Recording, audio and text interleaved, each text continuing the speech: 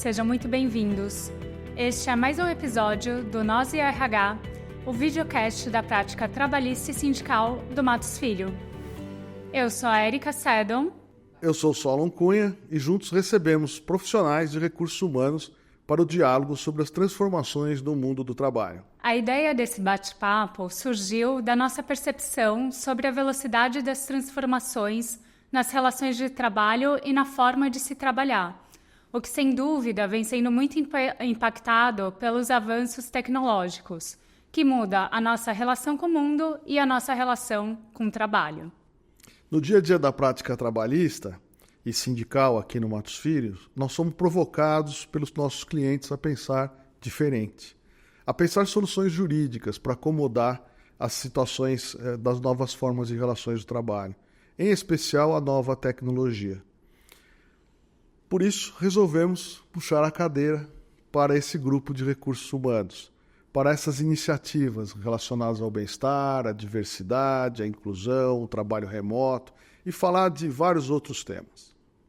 E hoje recebemos aqui a Renata Delbove, executiva de recursos humanos, que hoje está na cadeira de diretora executiva de RH, sustentabilidade, governança na Pernambucanas, tendo passado pela Hering, Cogna e Citibank. E ainda trabalha como conselheira e cofundadora no programa de certificação para conselheira ambiental na GoNew.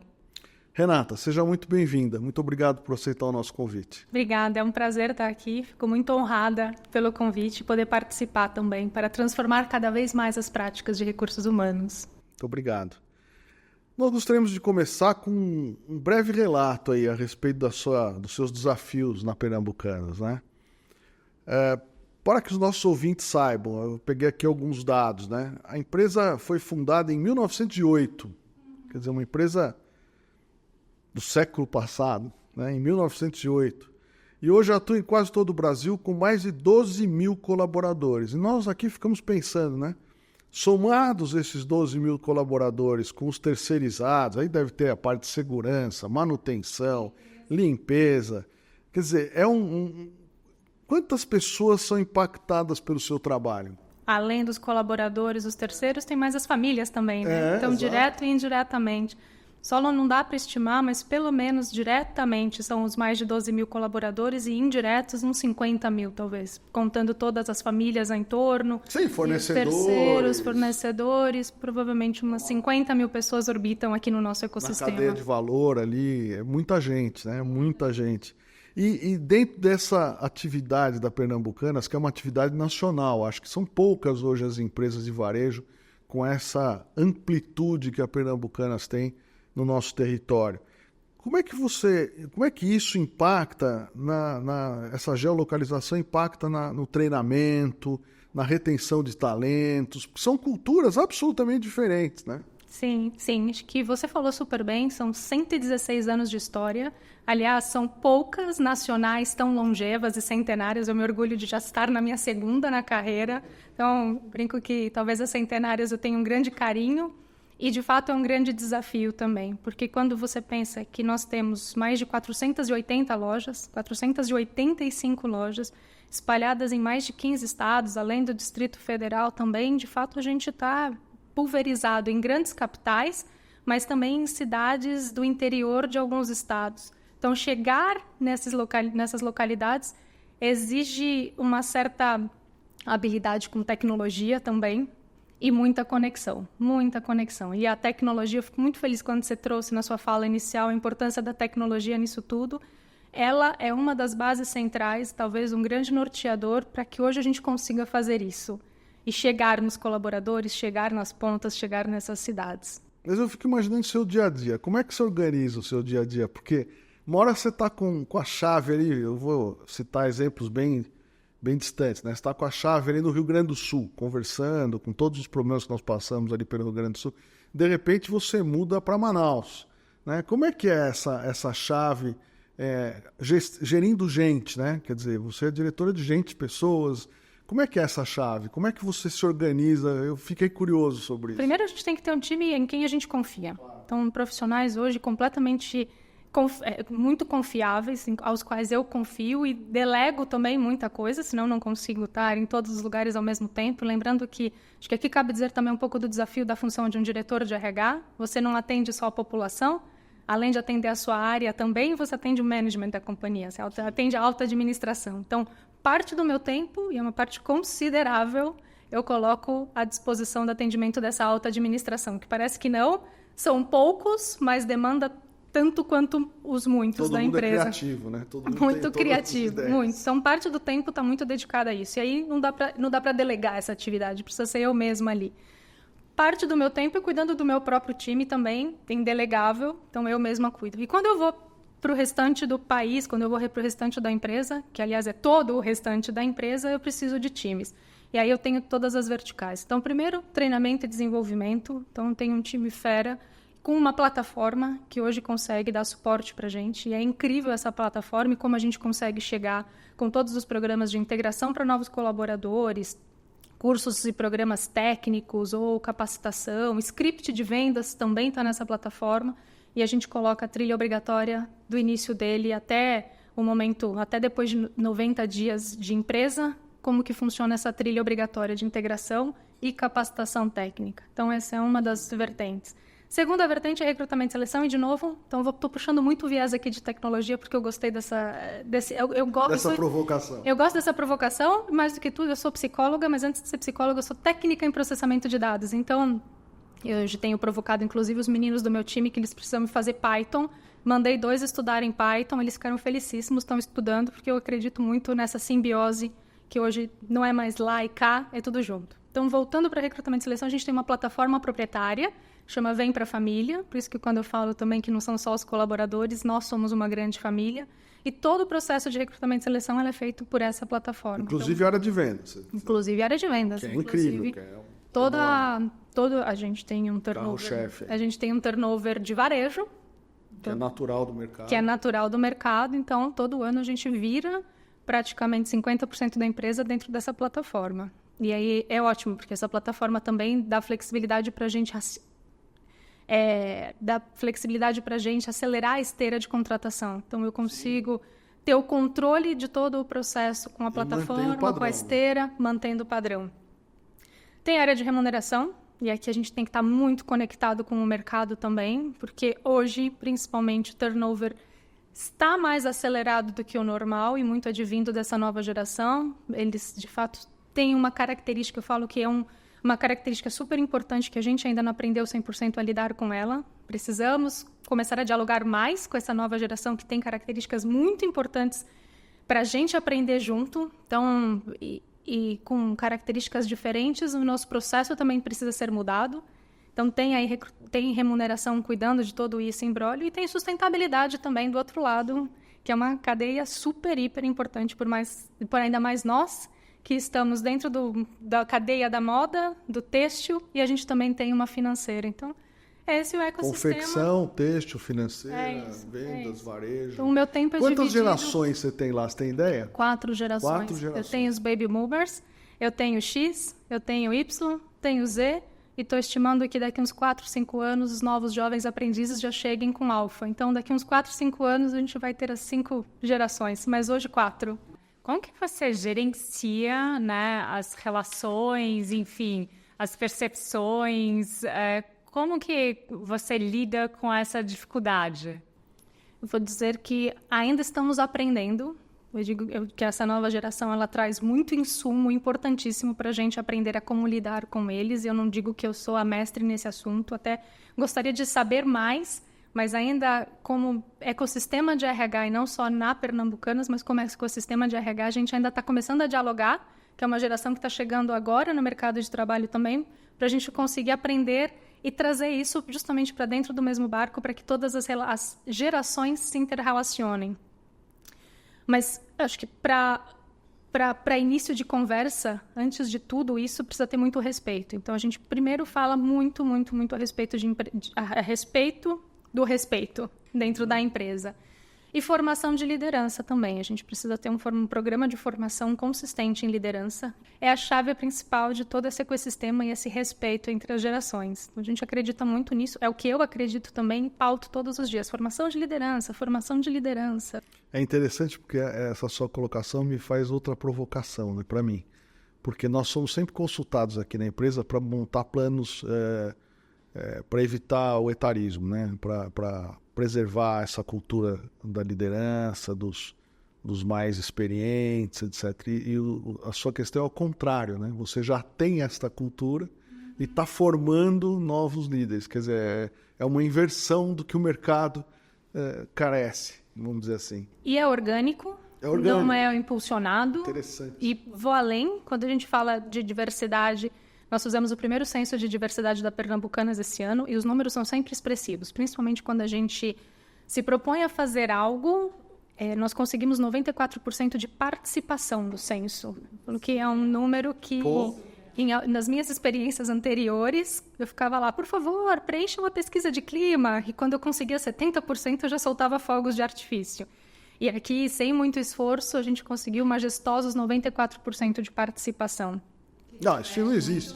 Não existe. Eu posso te garantir porque eu vejo isso nos nossos existe clientes. Sim. Na Pernambucanas eu posso provar. Reflete a confiança que os empregados têm na gestão. E desses 94, 93 dizem exatamente isso, que eles se sentem muito confortáveis em trabalhar lá e serem autênticos no ambiente de trabalho, o que traduz a diversidade também. Então, 74% da nossa população hoje é feminina.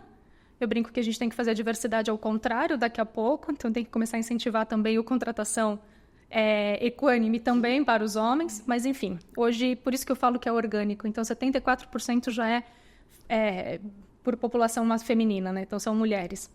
Desses 74, 68% dessas mulheres estão em cadeiras de liderança, então coordenadoras, inclusive gerente dentro do próprio centro de distribuição, que via de regra é um ambiente um pouco mais masculinizado, então a gente também tem gerentes dentro do nosso centro de distribuição. Lojas, seguramente, dentro do nosso escritório corporativo também. E a gente também tem representatividade da própria população negra, então os autoclassificados, autodeclarados, obrigada, como pretos e pardos, a gente tem hoje 62% da nossa população. E aí um número que esse sim, não me orgulho dele, mas é um número que a gente precisa trabalhar bastante ainda, mas está em crescimento. Nós temos dentro desses que se autodeclaram pretos e pardos, 45% em posições de liderança. Então, é um número importante, não é desprezado, aliás, não é desprezível, é um número que a gente precisa trabalhar. Isso, por que é muito bom, né? Você começou falando sobre etarismo, então eu estou puxando a sardinha para poder falar da diversidade. Isso acaba traduzindo também quem é o cliente Pernambucanas. Então, via de regra, o que a gente chama, né, a shopper é uma mulher, então a gente tem conexão com essa mulher no dia a dia. A gente, além de estar nas grandes capitais, nos centros, a gente também tem nas regiões mais periféricas, então eu também converso com a população mais periférica, porque eu contrato pessoas dessas regiões e gero renda e faço economia circular dentro dessas próprias regiões onde eu estou presente. Então eu falo que a Pernambucanas ela tem a cara do nosso cliente e vice-versa. E loja de rua, que é uma coisa que hoje em dia é mais difícil de... E loja de rua, que atende também essa população. Você está totalmente ao contrário do que todo mundo pensa. Né? E loja de rua. Mais da metade das nossas lojas hoje estão na rua. É isso mesmo. Que incrível, que incrível. Diversidade é sobre isso, né? Você refletir a sociedade dentro de casa, né? E com isso gerar as oportunidades justamente para fazer com que a economia rode, gire e encontrar oportunidades para a própria empresa também crescer. Fala um caso de sucesso aí, além do treinamento, que é um ponto de sucesso em tecnologia, né? Que algumas empresas chamam de academia. Lá você vem para a Academia. A plataforma chama Vem para a Família de recrutamento e seleção, mas o outro é Academia do Conhecimento. Academia do Conhecimento. Fora esta, que é um sucesso, o que você poderia relatar para nós como um caso de sucesso? Vou contar outro caso de sucesso, mas eu ainda queria falar mais da nossa Academia do Conhecimento também, aproveitando, já que você tocou no tema. Então, além da formação de todos os nossos líderes e dos nossos gerentes que nos abastecem durante o ano todo, principalmente na época de demanda alta do varejo, a gente agora está investindo bastante em inteligência artificial. Então, já fizemos 4 treinamentos por inteligência artificial com curadoria humana. São treinamentos ainda de cunho mais soft skills, A gente ainda está entendendo como a gente vai para os de capacitação técnica também, mas isso está trazendo para a gente uma celeridade no processo de construção de conteúdo, curadoria. Sim, acelera tudo. Eu saio de treinamentos que eu fazia de 3 dias, agora para meia hora eu tenho um programa pronto. E com curadoria do time interno. Então, ainda não é um case de sucesso, mas 4 eu já considero que é um bom número. E estou muito feliz com essa trajetória, com essa jornada que o time está conduzindo. Então, eu falo que sou bem orgulhosa também, porque são nesses ensaios de acertos e erros que a gente também vai mirando para o futuro. Tem a própria plataforma do Vem para a Família, mas eu diria que, para além disso, a gente hoje consegue colocar 11 janelas de admissão em loja ao longo do mês. Estão pensando que o mês tem 22 dias úteis, 20 dias úteis. A cada dia sim, dia não, eu estou trazendo levas de admissão para dentro de casa também. Quer dizer, você não tem aquela história de que só entra uma vez por mês. Não. E aí não. o time fica todo nervoso porque está faltando gente. Exato. Não tem a pressão da ponta, porque sabe que se não for na janela daquele dia, daqui 2 dias está entrando. Tudo depende da entrega da documentação das pessoas também. Isso para a gente foi um case, foi implementado há cerca de 1 ano atrás e já gerou alguns benchmarkings em outras varejistas também. Porque eu não tenho a pressão dos gerentes, preciso de gente, estou perdendo venda, enfim. E atende, de certa forma, a demanda das lojas também. Mas liga na plataforma de treinamento. Quer dizer, como você tem essa esteira pronta, é muito fácil você pôr gente para dentro, treinar e fácil. Fácil depois está pronto, né? Exato. Mas as coisas se complementam, você consegue ter uma dinâmica melhor. Agilidade por isso. Então, ele já passa pela plataforma, tem os dados dele, o cadastro, faço a admissão, quando ele entra, ele está na nossa plataforma de engajamento. Eu não vou nem falar o nome porque é uma plataforma sensacional que está sendo descontinuada pelo mercado, então a gente está no momento de trocar de plataforma. Mas esse é um outro case de sucesso também quando eu olho para a parte de comunicação interna e engajamento. Hoje a gente consegue falar com 100% dos colaboradores por meio dessa plataforma. E é incrível como eles mesmos, os próprios colaboradores, abastecem ela de conteúdo. Então, quando tem uma promoção em loja, colaborador que virou de líder para supervisor, ou supervisor que passou no programa de trainee, ou trainee que assumiu uma nova loja, vira como uma plataforma, inclusive, de reconhecimento. E todos os comunicados centrais da companhia, eles são enviados por essa plataforma. Então, eu tenho tudo ali concentrado. E a gente até ganhou, há alguns anos atrás, alguns prêmios pela própria empresa, dona da plataforma, sobre o nosso engajamento. Assim, o quão incrível é. Até hoje eu não encontrei ninguém tão engajado. Para o bem e para o mal, até contando aqui uma anedota para o mal, resolvi mudar a data do pagamento de variável, do famoso PPR, no começo desse ano. Estava tudo certo. Estava tudo certo, porque estava dentro da data prevista no sindicato, e eu resolvi, ao invés de pagar em março, como tradicionalmente era, eu coloquei para 15 de abril, a data do sindicato, da meu acordo coletivo, era 30 de abril. E aí a gente soltou um comunicado, live com o presidente e a diretoria, no dia 15 de abril, para falar sobre o pagamento de PPR. E por que por bem e por mal? Do mesmo jeito que a gente tem as pessoas falando parabéns, você foi promovido, a gente tinha lá. Como assim, empresa? Para mudar a minha meta, para baixo vocês não mudam, né? Mas para mudar a data do pagamento mais para frente, vocês estão mudando. Não estou entendendo. Então foi muito legal, porque foi uma forma também da gente ouvir os próprios colaboradores, eles se manifestaram publicamente. Óbvio que a repercussão disso eu voltei para trás e mudei a data novamente para onde tradicionalmente estava organizado já, onde eles já imaginavam que ia ser pago. E qual você acha que é o próximo impacto da inteligência artificial no setor de RH e no varejo? Sabe que eu tive recentemente no LinkedIn assistindo uma palestra, aliás, foi incrível essa palestra, e na ocasião o palestrante dizia que há uns 20 anos atrás a gente começou o advento do CRM, marketing de performance, mídia, e que marketing era a bola da vez, o protagonista, BI, dados, análise. Há uns 10 anos atrás, o advento do ágil, né? Então, tudo era cultura ágil, agile, transformação digital, enfim, e tecnologia foi o auge até então. E que ele acredita que, nesse momento, está na hora do recursos humanos se tornar o protagonista dessa jornada. Porque a inteligência artificial é muito menos sobre o que você vai perguntar, ou o que você vai pedir para ela fazer, mas o como você vai pedir para ela te ajudar no dia a dia. Que não adianta nada. Hoje ele tem visto, e exemplo que ele mesmo deu, de empresas pedindo para a inteligência artificial fazer análise sobre os demonstrativos de resultado da companhia. Mas você não está extraindo o máximo potencial do que você poderia ter. Assim, você está fazendo um fluxo atual com uma inteligência que pode te levar para o futuro. Então, não é sobre isso. Não é pegar o seu fluxo atual e colocar a inteligência, senão remodelar completamente esse fluxo a partir da inteligência artificial generativa. Então, e eu concordo 100% que, no final das contas, nós de recursos humanos somos os responsáveis em não só essa mudança de cultura, né? Então ser o protagonista, o levantador dessa bandeira de precisamos mudar a cultura, a forma como as pessoas trabalham. Então não é sobre perder empregos, e sim sobre como remodelar os empregos. Sim. Tem algumas pesquisas que dizem, inclusive, que muitas profissões ainda de 2030 ainda nem foram criadas. Então a geração alfa, que chega daqui 4, 5 anos no mercado de trabalho, muito provavelmente as profissões deles ainda, grande parte não foram criadas. Estão sendo nativos digitais. Anos.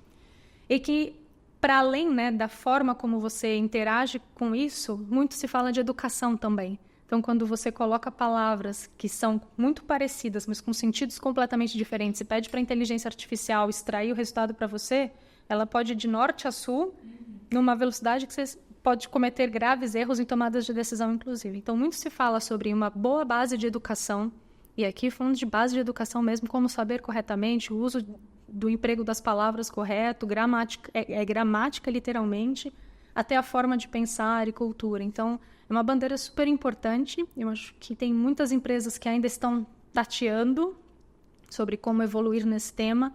Então, que nem eu, falei que eu coloquei treinamento para ser feito, mas no meu próprio processo. Então, até fazendo uma autocrítica, né? Eu poderia mudar completamente o processo, mas não, eu pedi para ele fazer para mim no meu fluxo atual. Então, é sobre a gente também mudar a forma de pensar. Mas aí você vai surfar nessa onda, porque eu também assisti uma colocação de que essa juventude não tem muita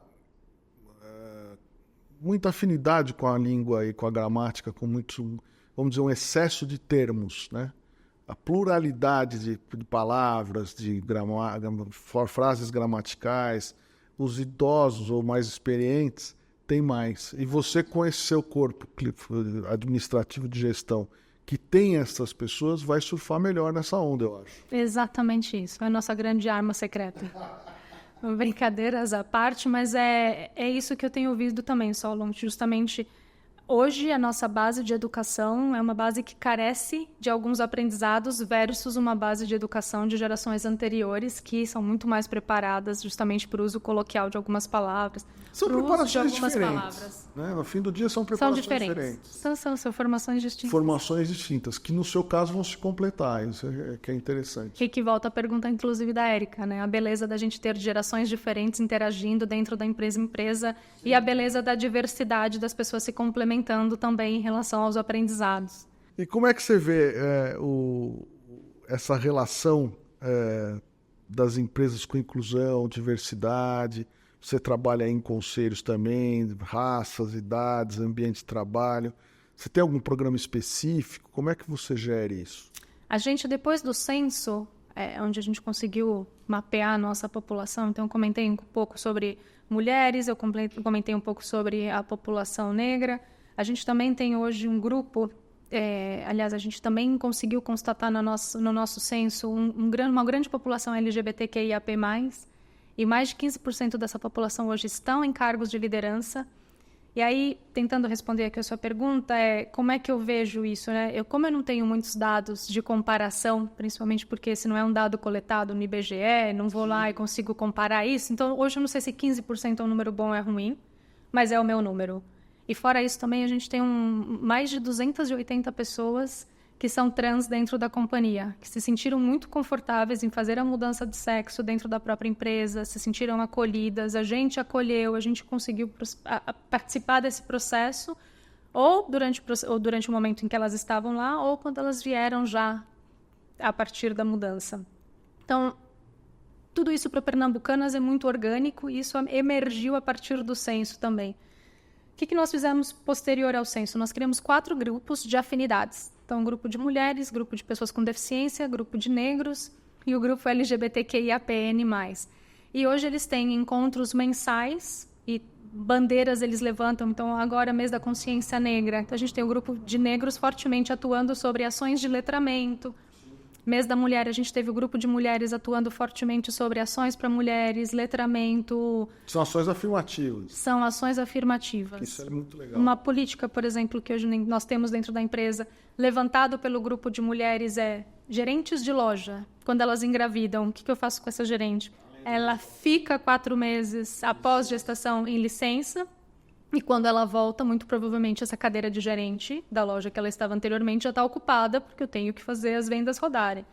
Então, antes dela sair, quando ela decide contar para o gestor sobre a gravidez dela, ela tem uma conversa super aberta e franca e o gestor questiona, mas você tem interesse em permanecer nessa loja, nessa cidade, ou você tem interesse em migrar para outra cidade? E sempre que possível, quando nós temos oportunidades, a gente movimenta a cadeia inteira para atender a necessidade dessa mulher. Então, recentemente, eu estive em Salvador, tinha uma grávida lá em Salvador, ela manifestou desejo de voltar para São Paulo, agora ela voltou da licença maternidade, está com uma loja, assumiu uma loja aqui em São Paulo. Então, os grupos de afinidades dão muito suporte para isso. E quando você pergunta, né, das empresas, eu acho que hoje o orgânico é muito importante, mas também quando isso não vem via orgânico, a gente precisa incentivar. É importantíssimo a colocação de metas e sempre na linha do que a gente comentou, Érica, ter a representatividade do nosso cliente também.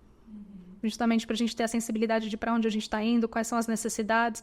Então, quando me perguntam, Renata, mas eu vou começar com um grupo de LGBT ou eu vou começar com um grupo de mulheres? Primeiro, olha quem são os seus clientes, olha como que está a sua população interna, faça um bom censo.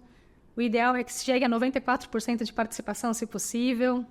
Mas faça um bom senso internamente antes de sair criando as ações. E foi por aí que a gente começou. Senso, grupos de afinidades, e aí a gente foi entender onde, de fato, nós tínhamos algumas deficiências para colocar metas. Então, a gente participa também do Pacto Global da ONU hoje. Então, a gente está nas iniciativas de Elas 2030, a gente está nas iniciativas de raça também. Então, a gente está em algumas iniciativas. Então, se filiar a movimentos que estão atrelados à ODS também já é um bom caminho. Sem dúvida. Fantástico. Você sabe, Renata, que eu estava num evento agora em Nova York e daí, antes do meu painel, a gente recebeu representantes do Departamento de Equality and Opportunity do governo dos Estados Unidos, né? E lá a discussão, eu fiquei muito impressionada como a discussão é completamente outra, né? Por conta daquela decisão da Suprema Corte sobre o ingresso de pessoas negras nas faculdades, se formou um entendimento que qualquer ação afirmativa que você privilegie alguém por conta de uma característica pessoal, desprezando, né, enfim, as capacidades técnicas dessa pessoa, seria uma medida discriminatória, que é uma discussão completamente diferente do que a gente tem aqui. Exato. Né? Exato. Então, assim, é muito... Aqui a gente fomenta, a gente está esperando que as empresas tenham realmente esse olhar para a sociedade, para espelhar essa sociedade dentro de casa, né? Mas quando você consegue fazer isso organicamente, você não força a curva, né? Exato. Você não, é um incentivo espontâneo. Agora tem um ponto importante que você traz, que iniciativas para RH, que nós fazemos na Pernambucanas e é super positivo, eu já fiz em experiências anteriores, eu tenho visto muitos RHs fazerem também, é você suprimir do currículo, principalmente quando você entrevista um candidato, antes de mandar para o gestor, você pede para o candidato ou refaz o material dele, suprimindo algumas informações como escolaridade, qual faculdade ele se formou, qual bairro ele mora. Então, assim, eu não mexo no material dele, mas eu refaço um relatório meu para o gestor, suprimindo algumas informações que para o gestor seriam características desnecessárias. O gestor não precisa saber onde ele mora. O gestor não precisa saber qual a faculdade ele fez. Qual curso ele se concluiu, sim, mas qual faculdade ele fez, não precisa. Até para evitar vieses inconscientes. Vieses inconscientes, exatamente. Para fechar esse episódio, eu queria saber de você o seguinte. Qual foi o pior conselho que você recebeu sobre gestão de pessoas? Já recebi alguns ao longo da carreira, mas todos esses alguns, o fundo era o mesmo. Vamos cortar pessoas, vamos cortar investimentos em pessoas são caras, então eu tento fugir desses conselhos ou de quem me aconselha esse tipo de coisa. Assim. Se você hoje quer manter uma empresa, primeiro respirando, funcionando, ativa e com sustentabilidade a longo prazo, é inerente o investimento em capital humano. Por mais tecnologia que a sua empresa tenha, os criativos, as emoções, as criatividades, as emoções ainda vêm dos seres humanos. Então, não investir em pessoas, não investir em treinamento, não investir em capacitação, não investir em sistemas que façam a gestão de pessoas, esse foi um dos piores conselhos que eu já recebi na minha vida. Corta pessoas. Muito bom, estou de acordo. Chegamos ao final de mais um episódio do Nós e o RH. Renata, muito obrigada pela presença, por compartilhar a sua experiência, enfim, toda a sua gestão, tudo que acontece na Pernambucanas. Eu que agradeço super o convite, agradeço a oportunidade também, é um prazer estar aqui. Foi um prazer te receber aqui também. Muito obrigada. Bom, também vocês que nos assistiram até agora, sigam aí nosso portal de notícias, as redes sociais do escritório e até o próximo episódio de Nós e o RH. Muito obrigado.